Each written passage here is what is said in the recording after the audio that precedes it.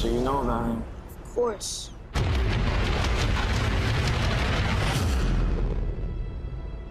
Do you think he's coming back?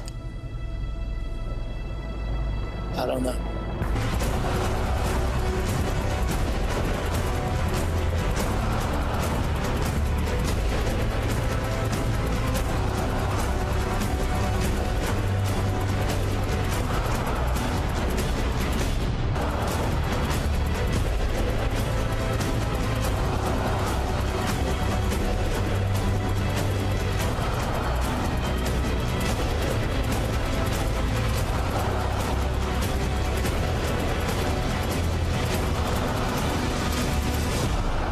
Greetings, programs. Me, Johnny Westray. And was it a long night last night? Went to the movie theater, got to the movie theater for the midnight showing of Batman, The Dark Knight Rises. It was a 3-hour-long movie. It was a great night for a Batman movie, right? It was in my neck of the woods, Vancouver, Washington. It was a dark and stormy night with thunder and lightning. You can't ask for a more gothic setting for a tale of Gotham City. And it was a great movie, and we had a lot of fun at the movie theater. It wasn't a fun night for everybody across the country, and we'll get to that a little later. But let's try to just have a few moments to discuss the movie and have some fun and talk about the movie. And this is going to be a complete review. There will be some spoilers towards the end, but I'm not going to try to ruin anything here or destroy any plot twist or anything like that for you. But I do want to have a great conversation about the movie. Had a lot of fun with it. Like I said, we had been thinking about it a lot. We went to the midnight showing. Made me go dig out some of my old comic books. I'm not going to do the Linkara thing where I actually kind of go through and skim. This is my Nightfall series, my collection that I actually do have of Nightfall, including, of course, the epic moments where Bane actually... I don't actually have the Nightfall number 11, which actually has Bane breaking Batman's back, but I do have the Nightfall 12 and 15. I have, of course, the always exciting, where is it at? Batman number 500, with a special cover that says the new Batman in it, and we might even get to that. I might even poke around with that and show you guys some clips. But I just wanted to kind of give you some background that I am a Batman fan. This is one of a couple different boxes worth of Batman comics that I have. I'm just going to set that off to the side. Maybe you guys can see that. I don't know. I'm just going to flip that off there. Boom. Kind of cool. Batman. All right. But with all that being talked about and all that being discussed, let's get into the movie. And now, let's just break it down quickly. We're going to go into the plot. We're going to talk about some of the characters, and then we're going to talk about the impacts and interpretations of what I saw and what I think it all means. Now, let's start with the movie. It's been 8 years since the events of The Dark Knight, and Gotham has grown into a new city free of most crime and celebrating Harvey Dent Day while scorning the name of Batman. Bruce Wayne lives as a shut-in, lame old tired guy, wasting away in his mansion, having his mother's pearls stolen by a particular cat burglar. However, the world is still scheming and turning as we open with an introduction to Bane and his impressive set of mercenary skills. This leads us, of course, to Gotham, where Commissioner Gordon is actually struggling with his choice to perpetuate the lie of Harvey Dent and Batman. They chose to lie about his behaviors at the end of The Dark Knight, if you recall, and they blame Batman for the murder of Harvey Dent and all the other murders that Dent actually committed. And they hold him up as a symbol of justice. And prisons are full of hardened criminals. All is well on Wall Street there in Gotham, and something wicked is brewing in the sewers beneath the city. As seemingly unrelated criminal events take place, including Gordon being injured in the sewers, by the mysterious Bane's henchman. John Blake, who plays is basically a beat cop, played by Josh Gordon-Levitt, visits Wayne and confronts him on his suspicions about his Wayne/Batman's involvement in Harvey's death. There's a scene where John Blake kind of confronts Wayne and he says, "I think you're Batman." I'm not going to get into it too much, but basically, I saw the look on your face one day when I was a kid, back when you visited our orphanage, and you look like a man who just never gives up hating and pain and anger and stuff. And, you have to watch the movie to get all of those little details. But he also compels Bruce Wayne to visit Gordon in the hospital, where he's given further pressure. He's to become Batman again, come help the city, save the city from this mysterious new threat. Despite his strong spirit, however, Batman is no match for Bane, who we learn is motivated by his own connections to Ra's al Ghul's League of Shadows. From Batman Begins, Bane is actually trying to fulfill the original premise of the first movie, to destroy Gotham and to usher in a new era of civilization. And Batman is broken, only to rise again, to give every last bit of himself to save Gotham from Bane's clutches and ultimate nuclear doom. So that's the plot of Batman: The Dark Knight Rises, and it is complex, it is deep, it is a little convoluted, and it's a little tricky, but let's get into the characters. Well, let's start with just Batman. Bruce Wayne, played by Christian Bale again here, depressed. He plays it very low-key. He's not really having any fun in this movie. He's not a playboy. He's not doing anything. He's literally on a cane, limping around his house in his robe, living like, what's the guy I'm trying to think about? Just some shut-in. I'm thinking of the guy that built the Spruce Goose. You know what I'm talking about. That guy. Yeah. Played down, and he's really played down for most of the movie, and even during the... But I do find that he really, but he does those scenes well, and you really feel where Bruce Wayne, Batman, is at in this particular point in his life. He's done, and he just kind of wants to give up, and Alfred is giving him hell all the time. Everyone's trying to hook him up with somebody, get him hooked up with some chick, and but the action scenes where he's actually fighting with Bane, and he's actually out there being Batman, he brings the intensity back a little bit. He brings a little liveliness to it. In some of the fight scenes, you feel his pain, as it were. Bane. Let's get to Bane here. I loved Bane. Strong character, well developed, intelligent, follows the comic well. He's brutal. He's cold. I understand why a lot of people will get to the voice here a little later and stuff, but I like the voice. We'll get to that in a few minutes. But as far as his character, he is a genius who is just cold, calculating, very forward-thinking. He's not like the Joker, and he's brutal, man. I mean, he kills a lot of people with his bare hands in this movie, and it's done in a very cruel ways, Selina Kyle, Catwoman, played by Anne Hathaway. I liked her. No real backstory presented for her, why she's the Catwoman, how she got to be the Catwoman. But clear motivations for the character do exist. She's involved in the overall schemes between Bane and Daggett and Batman and Wayne Corp and Wayne Enterprises, because she's just trying to get her hands on some tech that can clear out her entire history so she can have a fresh start. It's kind of a theme of the movie, fresh starts. That's about it. That's all she's really there for. She's enjoy the acting, and I liked the look of her. She didn't look too cheesy, too campy. She fulfilled her role. She works as a story element that pulls Batman through the story, through the plot. I'm okay with her. I'm not sure whether some other people are having troubles with her. John Blake, again played by Josh Gordon-Levitt, solid character. Everyone seems to love him and his performance. He's an idealist. He's a hothead he kind of portrays that image of Batman when he was younger. We don't have. There's even a scene where Josh Gordon-Levitt uses his gun, kills a couple of guys, and he feels bad about it. He throws his gun away. We'll get to that later. He's promoted to detective. We'll get to that later. So he kind of is a symbol for Commissioner Gordon and Batman's younger, more idealistic selves, Other cast members, you got Fox is back, Lucius Fox, played by Morgan Freeman. You got Alfred back. You have Commissioner Gordon. You even have the Genetic Scarecrow is back in this movie for a brief cameo. So is Liam Neeson, as well as there's even Matthew Modine in this movie. He plays Assistant Commissioner Foley. He has a lot of scenes in the movie, actually. He's kind of a real douche. Character named Miranda. I forget who she's played by. She was also in Inception. She plays a love interest and a key character from Wayne Enterprises. Alfred, again, being played by Michael Caine, who's very emotional during the film, really drives the story, and really,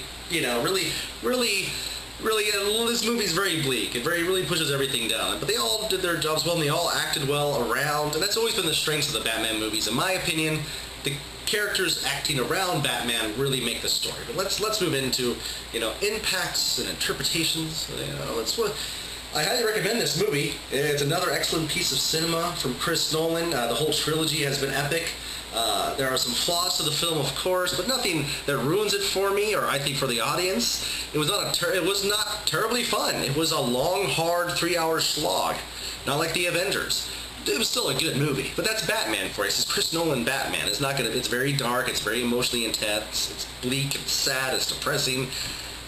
It's like life, and it delivers a strong political and social message about the nature of capital economic systems and the harsh realities of them. It also pulls inspiration from today's headlines concerning the Occupy movement and the Occupy Wall Street movements and the 99% movements going on in our country.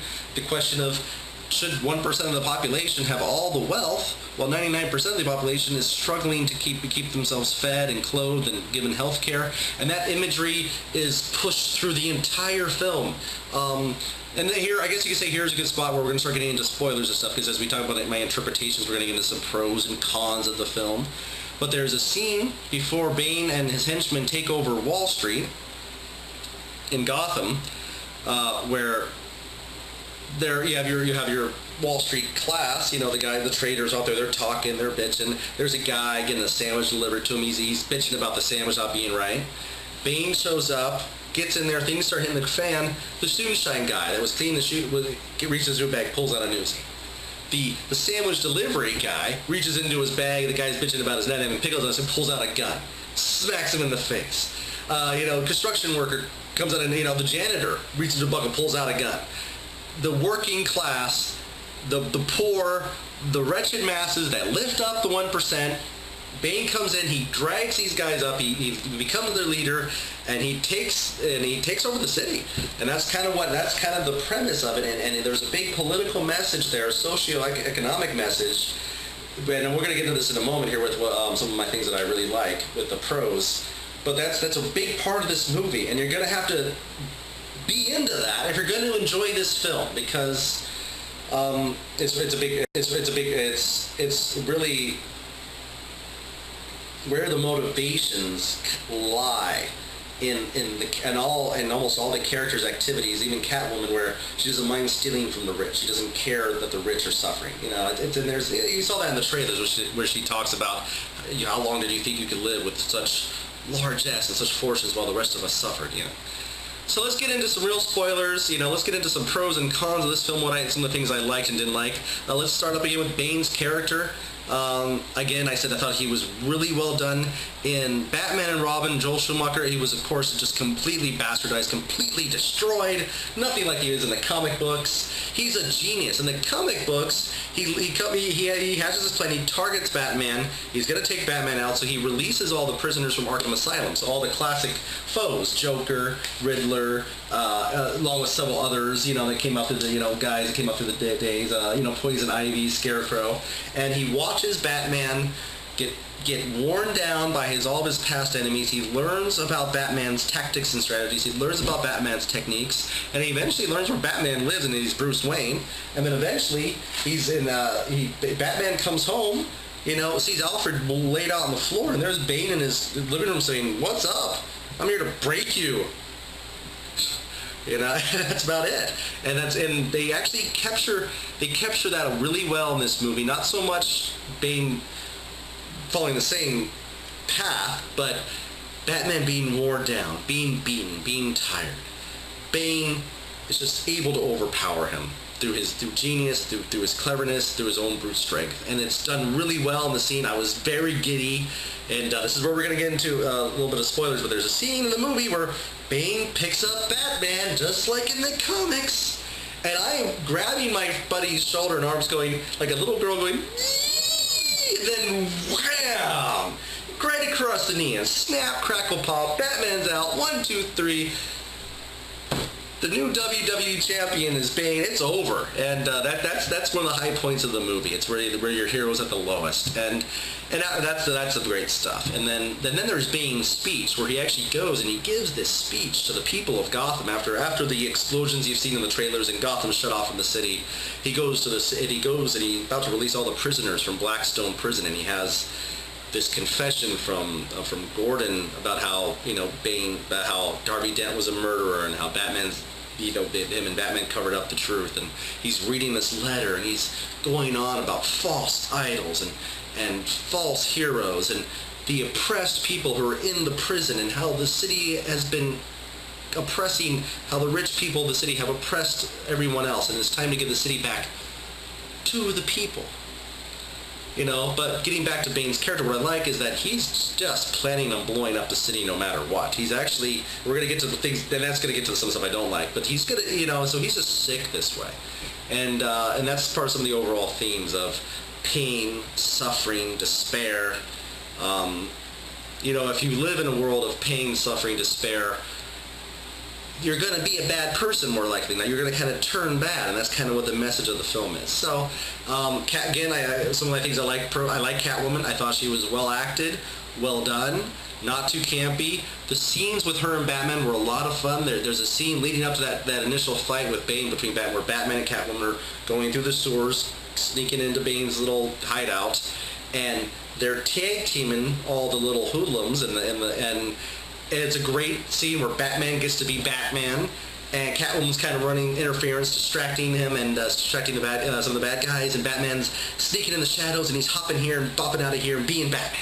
And it's just great. It's fun. It's great. It's intense, and it leads right in to him getting beaten up. So it was just a great scene, and that's definitely something you gotta see. So those are some of the great parts of the movie.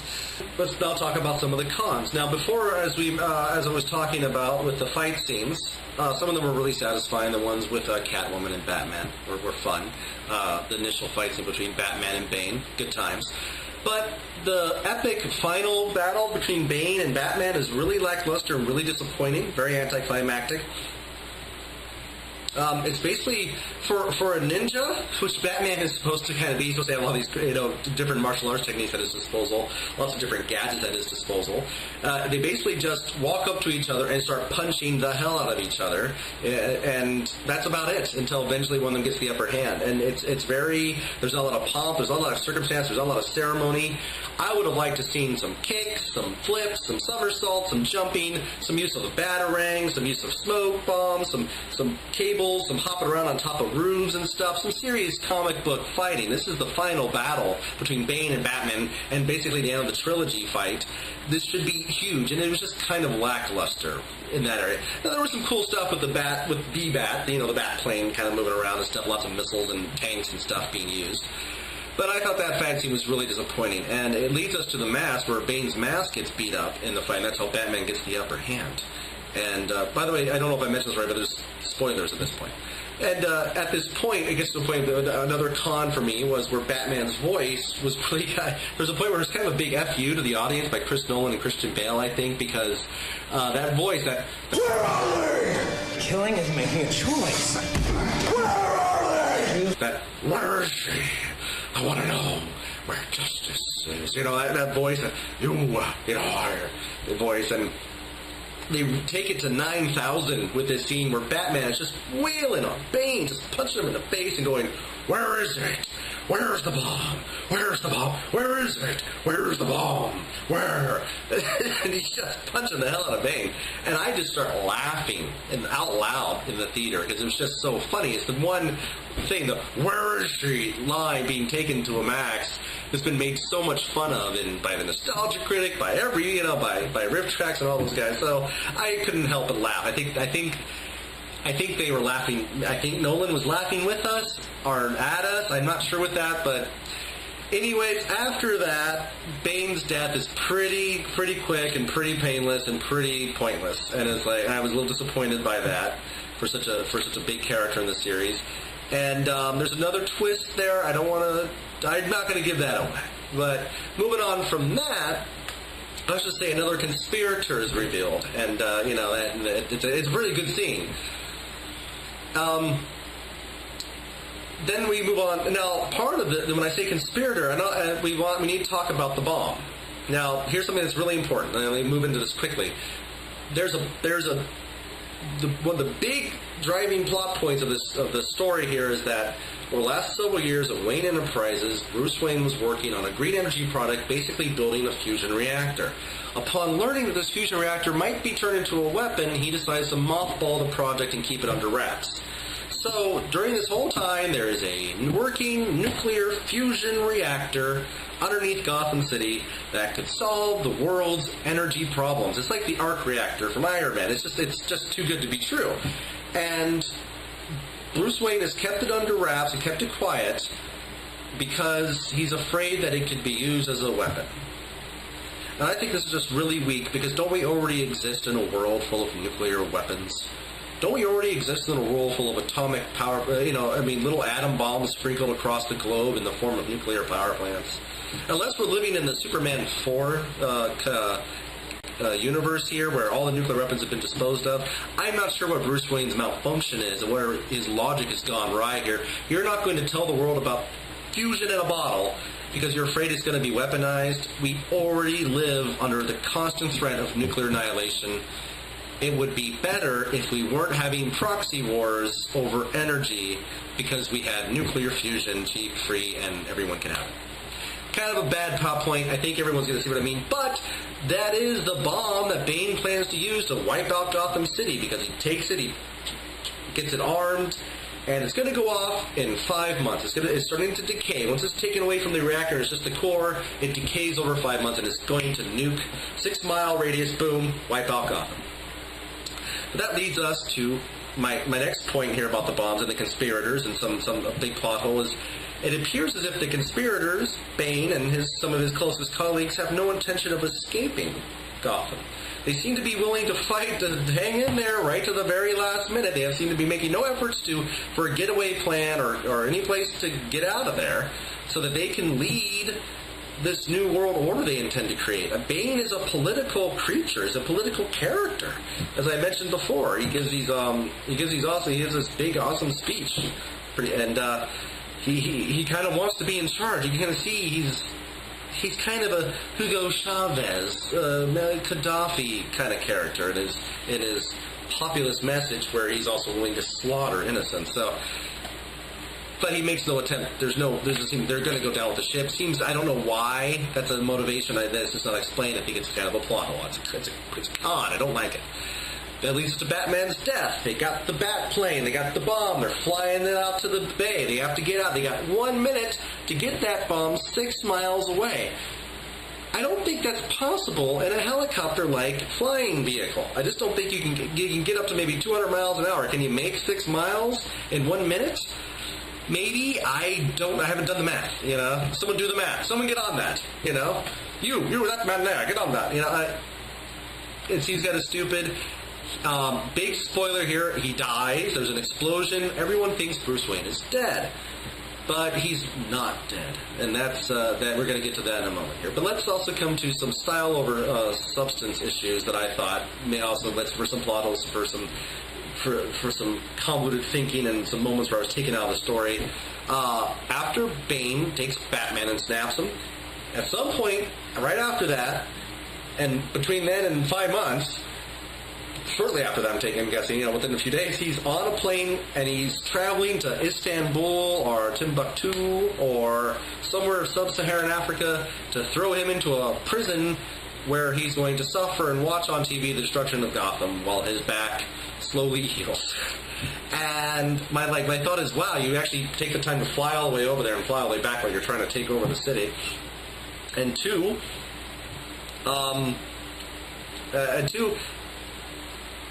Batman then escapes. Bruce Wayne heals up. He learns the secrets of Bane, so he has power now. His power over Bane because he knows his secrets, or at least he thinks he knows his secrets. And he heals up, and Bruce Wayne finds his inner spirit again. He finds his inner courage and strength, and he gets out of there, and he's in the middle of nowhere, and somehow he gets back to Gotham. And not only does he get back to America, and at this point in the movie, he's broke, destitute, and lost in the middle of nowhere, right? He's able to get back to the United States, but he's also able to get back to Gotham after the bridges have been blown. There's no way in and out. So I'm not sure how he did that. It's a big plot hole that has to be addressed. Another part there is in that particular moment, there's when Batman kind of makes his reappearance. Gordon is about to be executed by Bane's forces. He's been recaptured again, and as while he's been running a little resistance cell, and Batman stops the execution, but then Gordon lights up a flare, and this fire goes up the bridge, and it lights this giant pyrotechnic fireworks Batman symbol, Batman, logo, and Brain's all, no, it can't be, no, it can't, no, Batman, it's good, and it can't be, and it's completely awesome. But how the hell did Batman build this thing in the middle of the night when no one can see, and it's a bridge full with military and cops on it, and no one's allowed to go anywhere? It made no sense.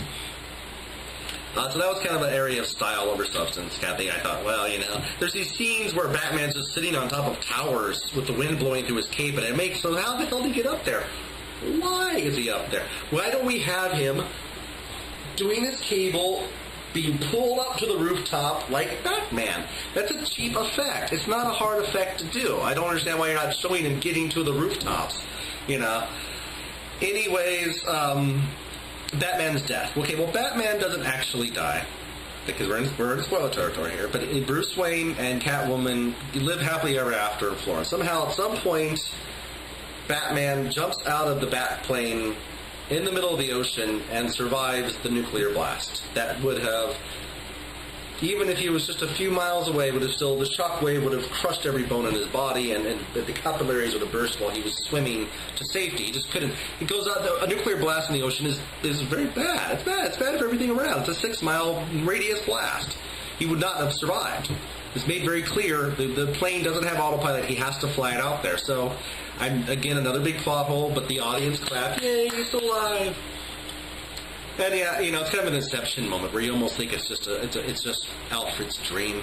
He's literally dreaming.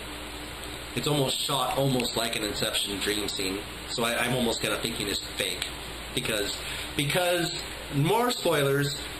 John Blake, Josh Gordon-Levitt's character, it turns out his actual full name is Robin John Blake, or John Robin Blake, though he's not really Robin, and he kind of inherits Batman's mansion somehow. It's actually given to the orphanage, but somehow John Blake has some recordings on a piece of paper from a safe deposit box. He gets into the Batcave, he starts finding all the Bat stuff, and we cut to black, the movie's over, and there's this clear message that Josh Gordon-Levitt, John Blake, is going to take on the mantle of the Bat. He's going to take on the responsibilities of the Batman. And I like that. I like the idea that Batman never dies, but there will be someone else to take it on. And it ties in with the comic books of Nightfall, where Jean-Paul Azrael took on the mantle of the Batman to stop Bane. Different character, different storyline, but still the same basic philosophy, principle, so I dig it. I'm okay with that. So those are some cons. Alfred wouldn't stop crying during this movie. Jesus, God, get the man a towel. I mean, everybody says, Mr. Wayne, I'm not going to watch you die. I'm not doing that. That's Michael Caine there, That's right. Some men just want to watch the world burn. And I just want to watch these stories. It's just bad. I just cried a lot. I think we talked about Bane's voice a little bit. It does sound a lot like Sean Connery. I leaned over to my friend during the movie and said, oh, he sounds just like Sean Connery. And I think Brad Jones and talked about this today. It sounds like Sean Connery mixed with Darth Vader.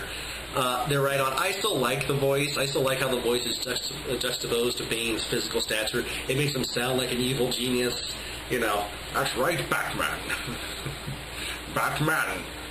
The Gotham City is mine. Your mother's a whore, too. Don't call my mother a whore. She wasn't a whore, she's a fine lady. I'm here for justice. Whatever you say, Batman.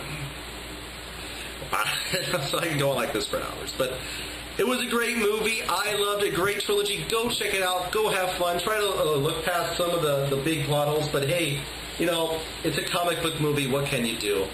And real quickly, as I offer you my thanks for watching the video, and I'll ask you to leave any comments or critiques, any likes, dislikes, and subscriptions. Please, thank you very much. I hope you enjoy the review, and I hope you go out and enjoy the movie. Let's also offer some mourning and prayers to the folks in Colorado that were killed by that psycho that just walked into the theater and started shooting. There's not much to say. no philosophy and no policy makes murder better. I mean, people die. And I think the reason why we have Batman stories and Superman stories, or even The Tale of Two Cities, or Dr. Jekyll and Mr. Hyde, is because we need to lock up these demons in our stories. We need some way of dealing with the fact that each and every one of us is potentially willing to do something like that, man, to snap and go crazy. Whether there's gun laws or proper mental health institutionalization, it doesn't matter. Someone's going to slip through and do something, and that's just the way we live, under that constant threat of danger from our fellow human beings. And if we don't have these stories to help balance us and to bring us down to earth and remind us that we are good and why we have to be good and why we need that, you know, why we need each other, and then we'll just eventually turn on each other. So, guys, I'm sorry that the night was ruined. I mean, it was fun for everyone until we got home to see the news, right? So, again, mourning and our prayers go out to those folks in Colorado, and I love you guys, and I'll talk to you soon. Thanks for watching.